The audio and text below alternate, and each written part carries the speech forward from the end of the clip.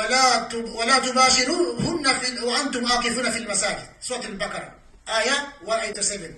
Allah subhanahu wa ta'ala says, ولا تباشروهن وأنتم عاكفون في المساجد. وكان النبي صلى الله عليه وسلم يعتكف في العشر الأواخر طلب ليلة القدر.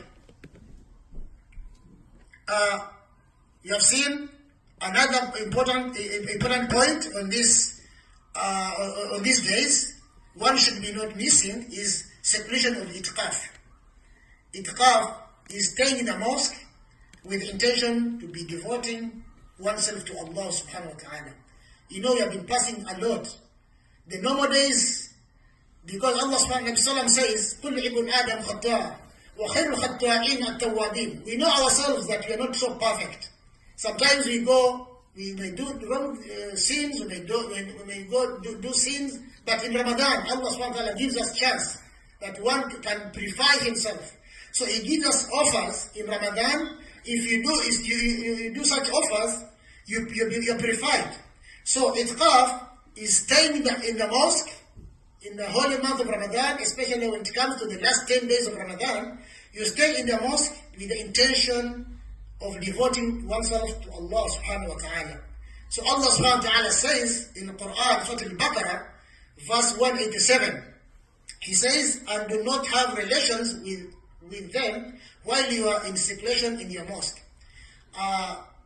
Especially, He was telling those people, especially the married couples, not to be staying with their wives. To see that you stay away from your wives, especially when it comes to 10 days. It's not a commandment to Allah that you're supposed to leave them, but it's good if you want to attain Allah's rewards. You devote to Allah subhanahu wa ta'ala by leaving them. You come to the mosque in separation. You spare time in the mosque so that you can attain Allah subhanahu wa ta'ala reward. So do not have relations with them while in seclusion in the mosque. Once you decide to leave your home, you come to the mosque, make sure that you don't go back again. Once you bring near that I'm going to the mosque, make sure that you don't go back to your wives until morning. Another point is supplication.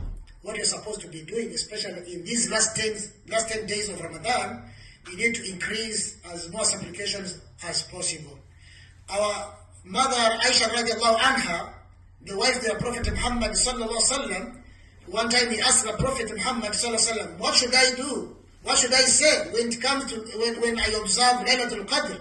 He asked the Prophet Muhammad sallallahu alaihi wasallam, when I observe Laylatul Qadr, when I happen to reach the month of Ramadan, and like 10 days of Ramadan finds me, I'm alive, what should I be saying?